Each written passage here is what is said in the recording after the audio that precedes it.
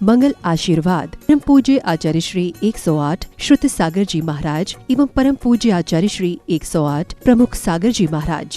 प्रेरणा स्त्रोत परम पूज्य मुनिश्री 108 प्रणम्य सागर जी महाराज एवं परम पूज्य पाठशाला प्रणेता मुनिश्री 108 अनुमान सागर जी महाराज। प्रायोजक ज्ञान दानम गुरुकुल। नमन करता नानाजी स्वर्गीय श्री उमाशंकर जैन गाजियाबाद वाले।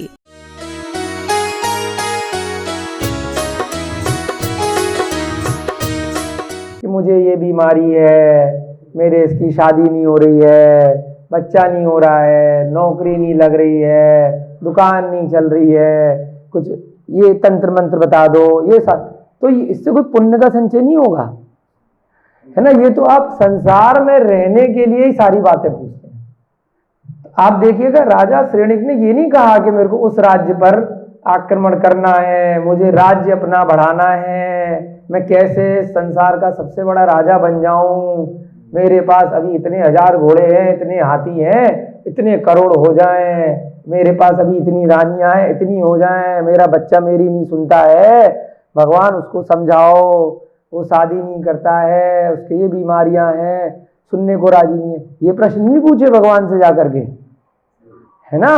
ये भी बहुत महत्वपूर्ण बात है। तो ये जैसे अब भगवान नहीं है तो हम अगर किसी मुनि महाराज के पास जाएं, किसी सत्पुरुष के पास जाएं, किसी विद्वान के पास जाएं, तो उनके पास भी जाकर के हम कैसे प्रश्न पूछें, ये भी बहुत महत्वपूर्ण है ना। कि हम घर गृहस्थी के बीमारी की पंचायत लेके वहां नहीं बैठे, उनका भी समय खराब होगा और आपका भी समय खराब होगा, आपको भी पाप लगेगा और उनको भी मजबूरी में प्रश्नों के उत्तर देने पड़ेंगे, तो उनका भी कर्मों की निर्जरानी होगी।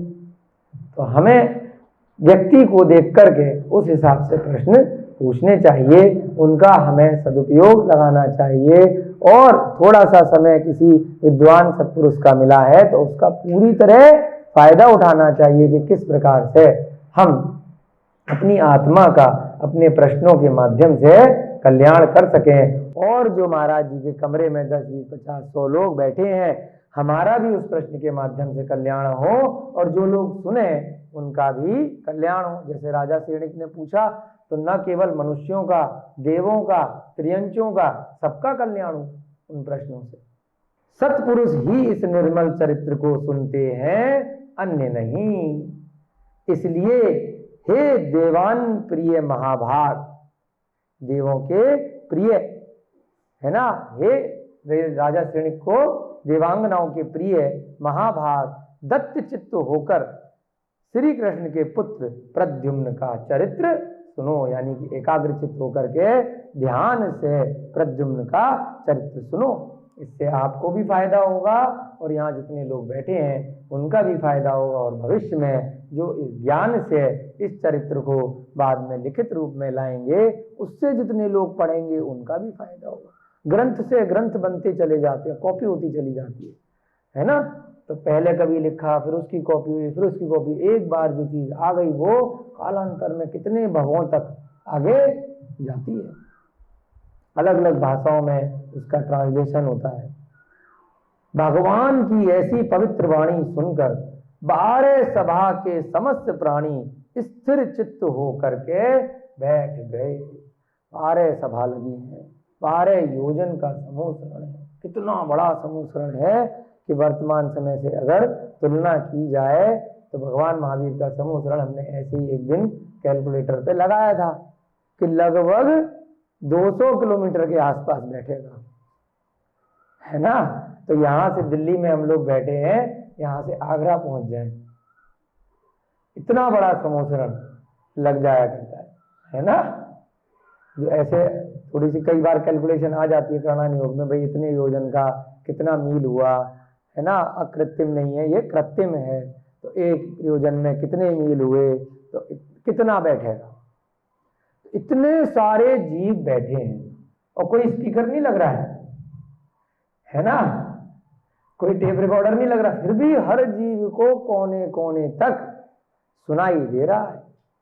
सांप को भी सुनाई दे रहा है, जो छोटे छोटे है ना खरगोश बैठे हैं, कछुए बैठे हैं, मेंढक भी बैठा है तो उसको भी सुनाई दे रहा है। पंचेंद्रिय जीवों को सब पहुंचने का अवसर प्राप्त हो जाता है अपने अपने पुण्य से, अपने अपने निमित्त से। देवों को भी सुनाई दे रहा है, देवांगनाओं को भी, मनुष्यों को भी, एक एक कोने तक कितना प्रभाव है उस समोसरण का।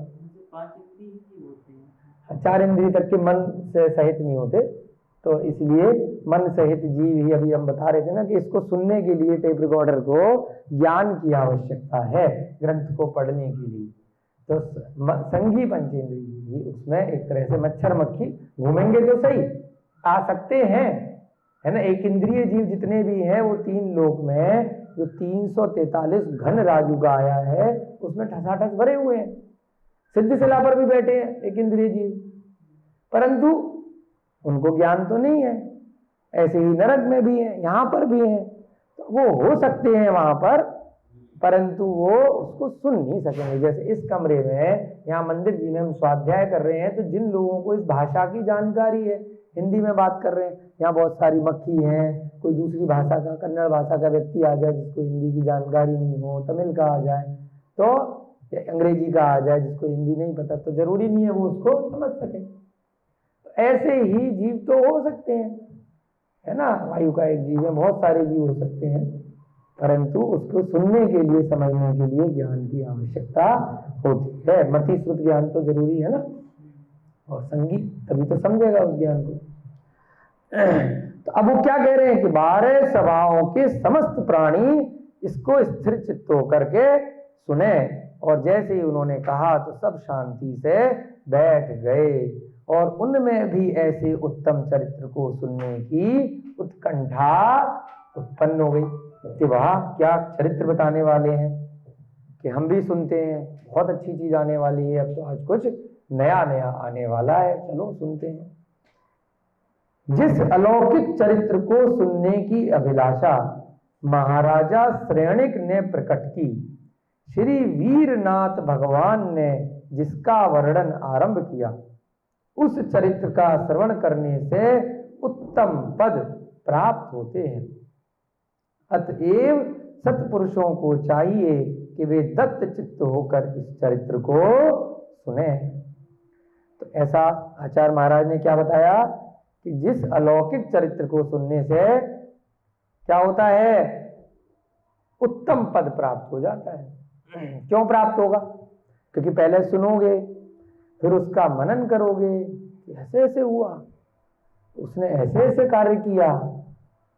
तो कई बार क्या होता है, जब प्रथमा नियोग के ग्रंथ पढ़ते हैं, इस संसार में अनंत जीव है, अनंत आनंद भरे हुए हैं।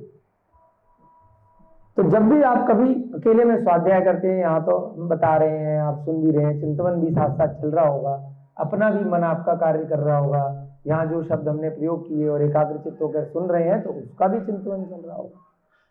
तो कई बार क्या होता है, जब बाद में आप इस चीज को अपने स्मरण में लाएंगे, तो कई बार लगेगा ये तो मेरी ही कथा थी। मुझे ऐसा लग रहा है कि शायद मैंने भी पिछले भव में कुछ कुछ ऐसा किया होगा, बस नाम चेंज हो गया होगा पात्र का।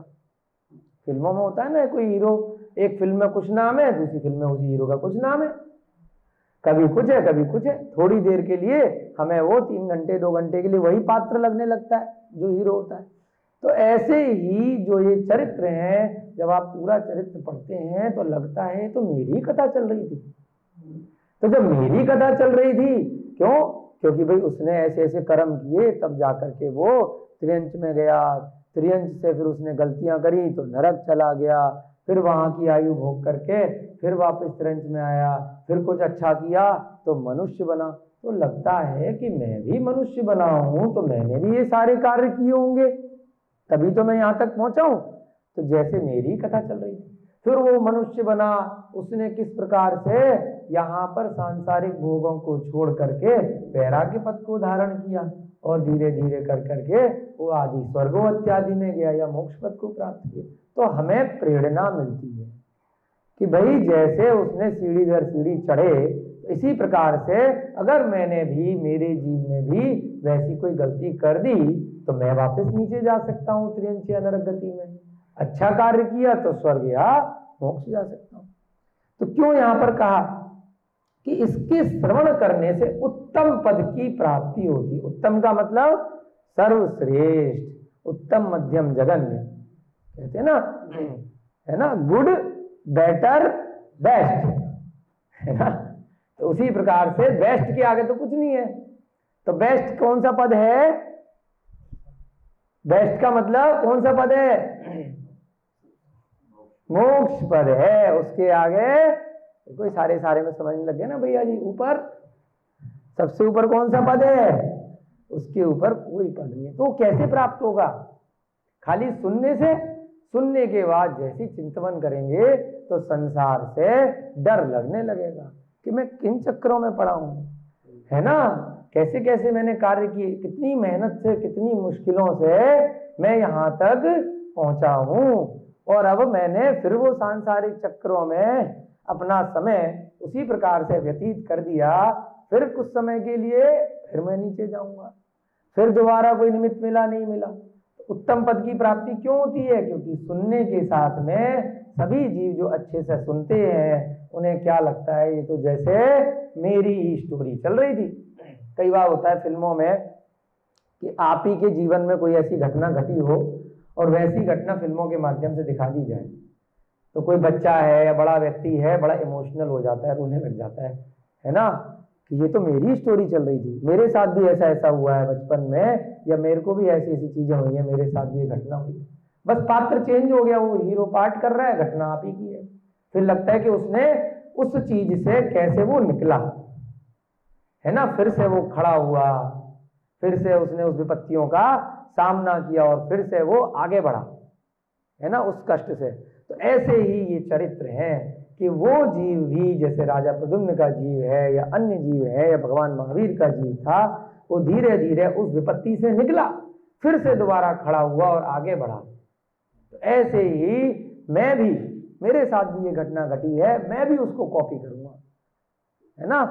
तो फिर क्या होगा? अगर कॉपी कर लिया तो क्या हो जाएगा? ये लाइन सार्थक हो जाएगी जो यहां लिखी है कि श्रवण करने से उत्तम पद की प्राप्ति हो जाएगी।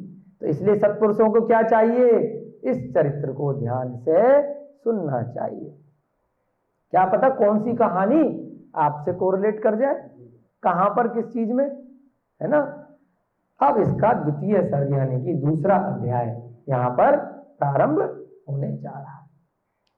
इस लोक, अब वो कौन कह रहे हैं? भगवान महावीर गणधर इत्यादि के माध्यम से इसका उत्तर दे रहे हैं कि भाई राजा प्रद्युम्न कहां पर थे। तो थोड़ा सा जगह का वर्णन देना पड़ेगा।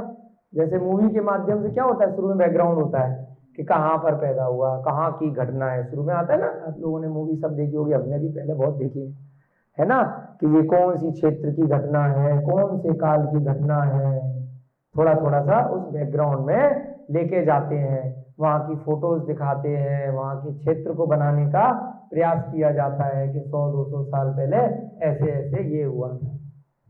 तो ऐसे ही अब भगवान महावीर कहते हैं इस लोक में जम्बू द्वीप नाम का एक प्रसिद्ध द्वीप है जो स्वयं भूर्मण समुद्र पर्यंत विस्तृत है। अब ये शब्द धीरे धीरे आपको पकड़ने हैं, है ना।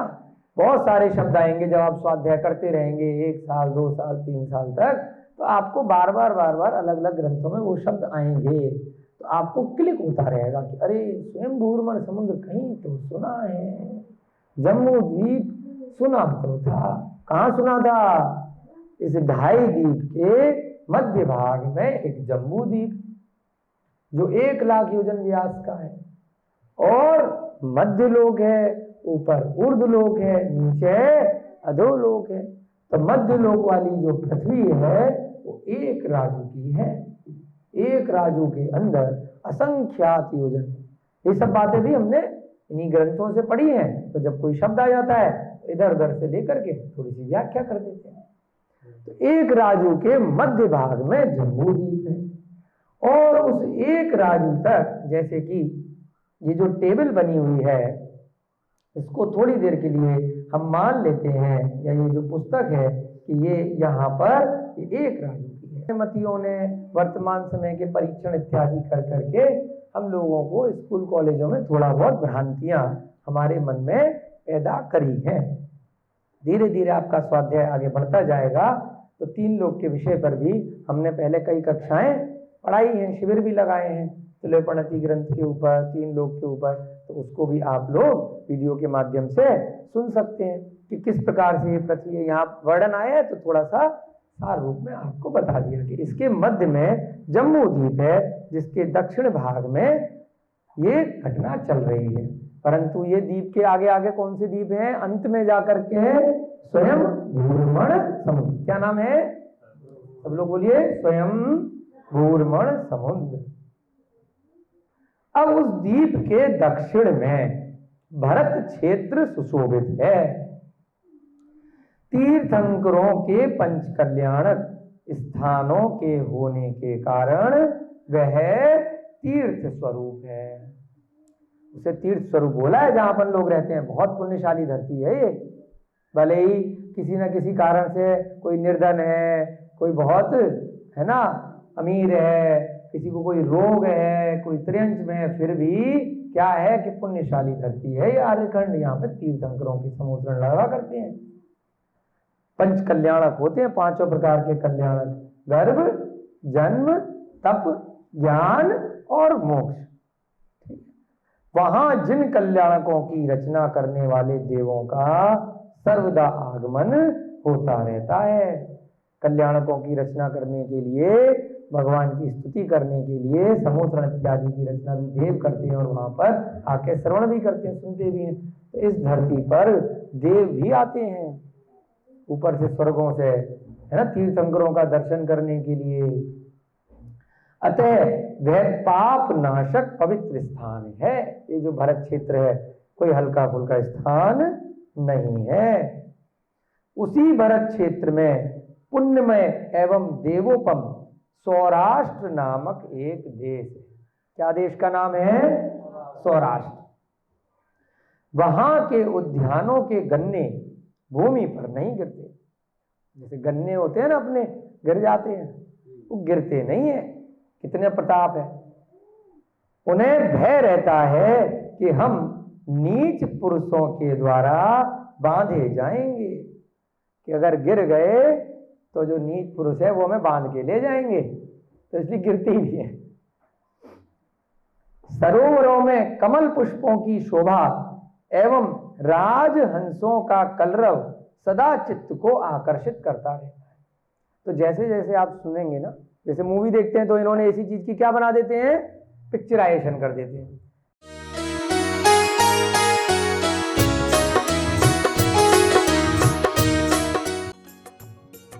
मंगल आशीर्वाद परम पूज्य आचार्य श्री 108 श्रुत सागर जी महाराज एवं परम पूज्य आचार्य श्री 108 प्रमुख सागर जी महाराज। प्रेरणा स्त्रोत परम पूज्य मुनि श्री 108 प्रणम्य सागर जी महाराज एवं परम पूज्य पाठशाला प्रणेता मुनि श्री 108 अनुमान सागर जी महाराज। प्रायोजक ज्ञान दानम गुरुकुल। नमन करता नानाजी स्वर्गीय श्री उमाशंकर जैन गाजियाबाद वाले।